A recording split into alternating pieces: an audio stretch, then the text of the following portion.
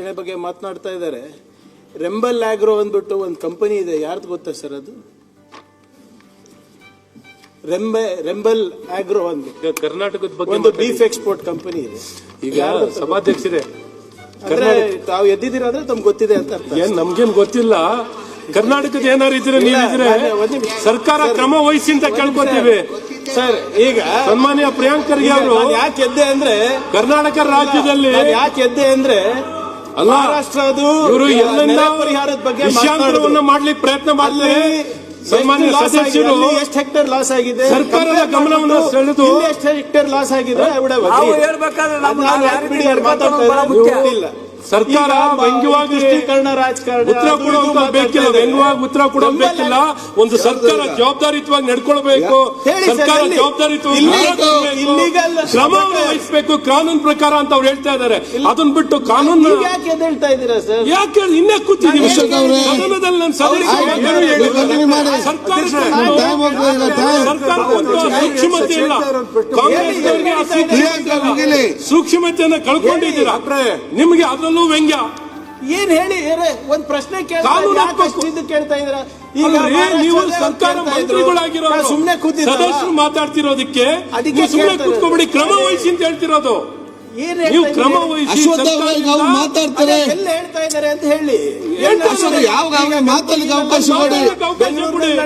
ಅವ್ರು ಮಾತಾಡಿ, ಫಸ್ಟ್ ಮಾತಾಡ್ತಾರೆ. ಅವ್ರಿಗೆ ಸಿಕ್ಕದೆ ಸ್ವಲ್ಪ ಟೈಮ್ ನೀವು ಆಗ ಅದೇ ಮಾತಾಡ.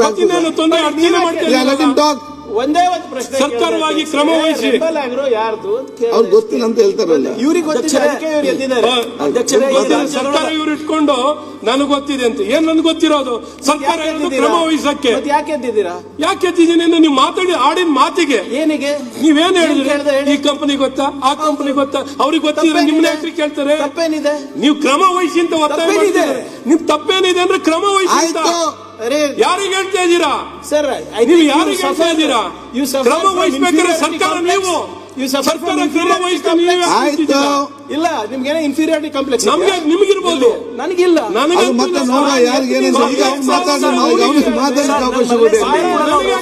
ಮಾತಾಡ್ಲಿಕ್ಕೆ ಸಿಗೋದು ಕಡಿಮೆ. ಈ ಮಧ್ಯೆ ನಿಮ್ದು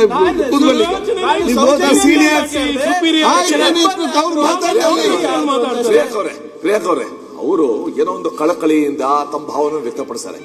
ಈಗ ನೀವು ಅಕಾಡೆಮಿ ತಗೊಂಡು ಒಂದು ಕ್ವಿಜ್ ತರ ಕೇಳಿ ಅದು ಅಗತ್ಯ ಏನಿದೆ?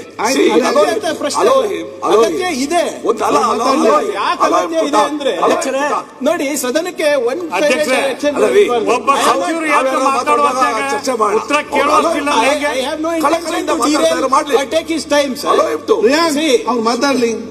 ಮಾತಾಡ್ಲಿ ಅಂತಾನೆ ಹೇಳ್ತಾರೆ. ಇದು ಮಾಡ್ತಾ ಇಲ್ಲ ಅಂತ ಇದ್ರು ಅವ್ರು ಹೇಳ್ಬೇಕಲ್ಲ. ಈ ಜಿಲ್ಲೆಯಲ್ಲಿ ಬೆಂಗಳೂರಿನಲ್ಲಿ ಇಲ್ಲಿ ನಡೀತಾ ಇದೆ, ಇದಕ್ಕೆ ಸರ್ಕಾರದ ಪ್ರೋತ್ಸಾಹ ಓಕೆ ಸರ್. ಇವರು ಗೋಮಾತಾ ಬಗ್ಗೆ ಮಾತಾಡ್ತಾರೆ, ವಿಶೇಷವಾದಂತ ಇದು ಏನೋ ಕನ್ಸರ್ನ್ ಇಂದ ಮಾತಾಡ್ತಾರೆ. ಕನ್ಸರ್ನ್ ದೇಶಾದ್ಯಂತ ಇರಬೇಕು, ರಾಜ್ಯಾದ್ಯಂತ ಇರಬೇಕು, ಪಕ್ಷಿಗಳಿಗಿರ್ಬೇಕು, ವ್ಯಕ್ತಿಗಳಿಗಿರ್ಬೇಕು, ಅಷ್ಟೇ ಕೇಳ್ತಾ ಇರೋದು. ಅಧ್ಯಕ್ಷರೇ, ಈಗ ಅದಕ್ಕೆ ಮಾತಾಡ್ಲಿ, ಕೇಳಿರೋದು ಒಂದೇ ಮಾತಾಡ್ಲಿ. ಗೊತ್ತಿಲ್ಲ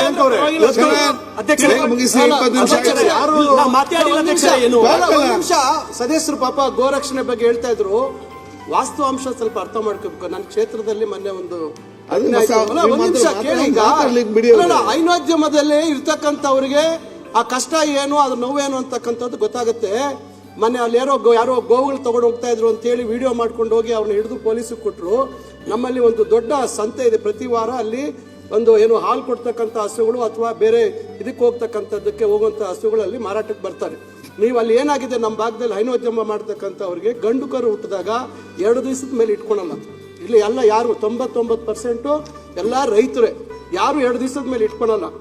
ಅದನ್ನು ನಾನು ಹಿಂದೆ ಎಲ್ಲ ಭಾಳ ಸಮಸ್ಯೆ ಆಯಿತು. ಕೆಲವರು ಇದೇ ರೀತಿ ಮಾಡಿದಾಗ ಜಾಗ ಕೊಡ್ತೀನಿ, ನೀವು ಅಲ್ಲಿ ನೀವು ಗೋಶಾಲೆ ಮಾಡಿ ನೋಡ್ಕೊಳ್ಳಿ ಅಂದ್ವಿ. ಅದಕ್ಕೆ ಯಾರೂ ತಯಾರಿಲ್ಲ. ಅಲ್ಲಿ ಯಾರಾದರೂ ಖರೀದಿ ಕಡೆಗೆ ರೈತರು ಬಂದು ಸ್ಟ್ರೈಕ್ ಮಾಡಿದ್ರಲ್ಲಿ. ನಾವು ಸುಮಾರು 15-20 ಸಾವಿರ ಬಾಡಿಗೆ ಕೊಟ್ಟು ಕಾಲು ಮುರಿದೋಗಿದೆ ಹಸುಗೆ, ಇನ್ನೊಂದಾಗಿದೆ, ಮತ್ತೊಂದಾಗಿದೆ, ಇಲ್ಲಿ ಯಾರು ವ್ಯಾಪಾರ ಮಾಡ್ತಾ ಇಲ್ಲ, ಇನ್ನೊಂದು ಆಗ್ತಾ ಇಲ್ಲ ಅಂತಕ್ಕಂಥದ್ದು. ಇದು ರೈತರಲ್ಲಿ ತಿಳುವಳಿಕೆ ಮೂಡಿಸುವಂಥ ಕೆಲಸ ಆಗಬೇಕು. ಎಲ್ಲೋ ಯಾರೋ ಟ್ರಾನ್ಸ್ಪೋರ್ಟ್ ಮಾಡೋವಂಥವ್ರನ್ನ ತಡೆಯೋದು ಮತ್ತೊಂದಲ್ಲ.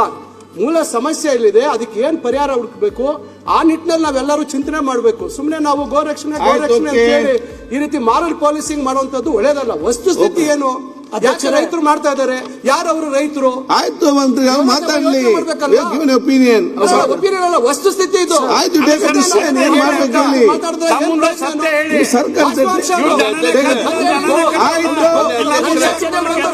ಮಾತಾಡಿ. ಆಯ್ತು ಮಂತ್ರಿಗಳಿಗೆ ಗೌರ್ಮೆಂಟ್ ಆಕ್ಷನ್ ತಗೊಳ್ಳಿ.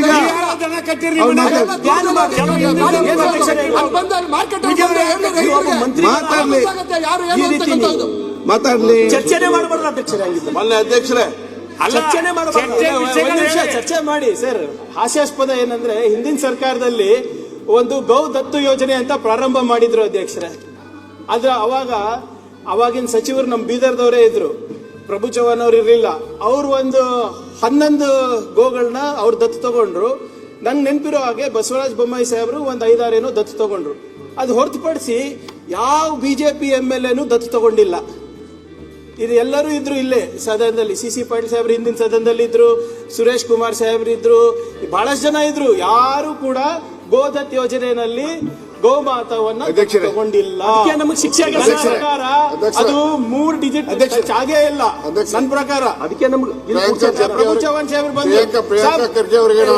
ಒಂದ್ ನಿಮಿಷ ಈಗ ನೀವು ತಗೊಂಡಿದ್ರೆ ನಾನು ವಾಪಸ್ ತಗೊಂಡಿದ್ದೀನಿ ಸಾಬ್. ಎಷ್ಟು ಜನ ತಗೊಂಡ್ರು ಸರ್ ಗೋದತ್ ಯೋಜನೆಯಲ್ಲಿ? ಸ್ವಲ್ಪ ಅಂಕಿ ಅಂಶ ಹೇಳಿ ಸರ್. ಬಿಜೆಪಿ ಶಾಸಕರು ಎಷ್ಟು ಶಾಸಕರು ದತ್ತು ತಗೊಂಡ್ರು ಹೇಳಿ ಸರ್. ನಮ್ಮ ಗೋಪ್ರೇಮದ ಬಗ್ಗೆ ಕಾಂಗ್ರೆಸ್ನವರಿಂದ ನಾವು ತಿಳ್ಕೊಳ್ಬೇಕಾಗಿಲ್ಲ. ಕಾಂಗ್ರೆಸ್ನವರಿಂದ ನಾವು ತಿಳ್ಕೊಳ್ಬೇಕಾಗಿಲ್ಲ. ಏನ್ ಹೇಳ್ತಾರೆ ಅವರು? ಗೋಪ್ರೇಮಿಯನ್ನು ರಕ್ಷಣೆ ಮಾಡ್ತಾರೆ, ಬಿಜೆಪಿ ಅವರು ಹೊರಟ್ರೆ ಅದನ್ನ ಕೊಲ್ಲಕ್ಕೆ ಆ ಬಿಲ್ ಅನ್ನು ಏನ್ ಮಾಡಿದ್ದಾರೆ ಅವರು ಹೇಳ್ತಾರೆ. ಮಾತಾಡಿ. ಮಾಜಿ ಮಂತ್ರಿಗಳು ಹೇಳ್ತಾರೆ ಎಷ್ಟು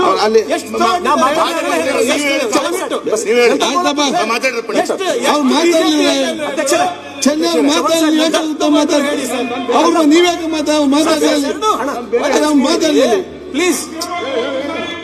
ಆಯ್ತು, ನೀವೆಷ್ಟು ದತ್ತು ತಗೊಂಡ್ರಿ? ನೀವೆಷ್ಟು ಅಧ್ಯಕ್ಷರೇ ನೀವು ತಗೊಂಡ್ರಿ? ಯಾಕೆ ನೀವು ಮಾತಾಡ್ಸಿ? ಈಗ ಸನ್ಮಾನ್ಯ ಸಭಾಧ್ಯಕ್ಷರೇ, ನಮ್ಮ ಸರ್ಕಾರ ಟೈಮ್ನಲ್ಲಿ ಸರ್ ಮಾಜಿ ಮುಖ್ಯಮಂತ್ರಿ ಬೊಮ್ಮಾಯಿ ಅವರು ನಾನು 28 ಕೋಟಿ ಎಕ್ಸ್ಪೋರ್ಟ್ ಮಾಡತಕ್ಕ ಸಂಸ್ಥೆಗಳು 28 ಕೋಟಿ ಜಮಾ ಮಾಡಿ ಡಿಬಿಟಿ ಮುಖಾಂತರ ಎಲ್ಲಾ ಗೋಶಾಲೆಗೆ ಕಳಿಸಿದೀನಿ. ಆಮೇಲೆ ಒಂದ್ ಮಾತು ಪ್ರಿಯಾಂಕಾ ಅವರು ಅದನ್ನೆಲ್ಲ ಕೇಳಿ ಆಗ್ತದೆ. ಈಗ ಯೋಜನೆ ಈ ಸರ್ ತಾವೆಲ್ಲ ಬಂದ್ ಮಾಡಿಬಿಟ್ಟಿರಿ. ಯಾರ್ಯಾರು ಕೊಟ್ಟರೆ 28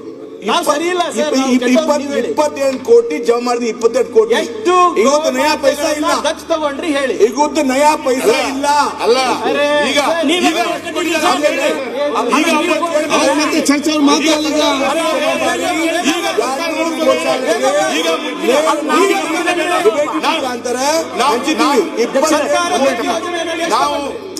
ಆಯ್ತು ಪ್ರಿಯಾಂಕ್, ಯಾಕೆ ಅನ್ನೆಸೆಸರಿ ಮಾತಾಡಿ. ಅದನ್ನು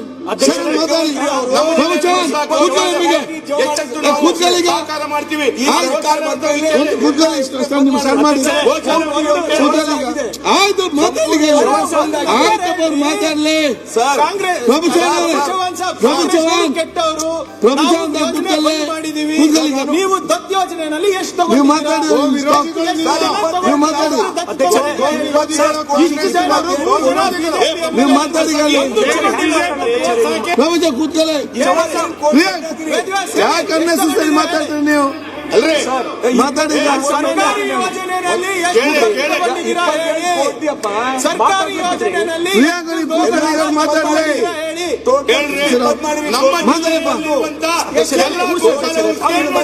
ಮಾತಾಡ್ಲಿ. ಏನು ಬೇರೆ ಪ್ರಶ್ನೆ ಕೇಳ್ತೀವಿ, ನೀವು ಉತ್ತರ ಸುಮ್ಮನೆ ಬೇಕು. ನೀವು ಕೂತ್ಕೊಳ್ಳಿ, ಉತ್ತರ ಕೊಡ್ತಾರೆ. ಚರ್ಚೆ ಮಾಡೋಲ್ಲ. ಎಷ್ಟು ತಗೊಂಡಿದ್ರೆ ನೀವು ಮಾತಾಡಿ. ನೀವು ಮಾತಾಡಿ. ನಿಮ್ಮ ಸರ್ಕಾರ ಅಲ್ಲ, ನಿಮ್ಮ ಸರ್ಕಾರ ಅಲ್ಲ, ನೀವು ಮಾತಾಡಿ. ಹೆಂಗ್ ಎಕ್ಸ್ಪೋಸ್ ಆಗಿದ್ದಾರೆ? ನೀವು ಮಾತಾಡಿ. ಬಸಂತಪ್ಪ ಕೂತ್ಕೊಳ್ಳಿ. ಈಗ ಇವರು ಹಿಂದುತ್ವ ಬಸಂತ ಕೂತ್ಕೊಳ್ಳಿ. ಒಂದು ದತ್ತು ತಗೊಂಡಿದ್ದಾರೆ. ಆಯ್ತು ಪ್ರೇಮ್.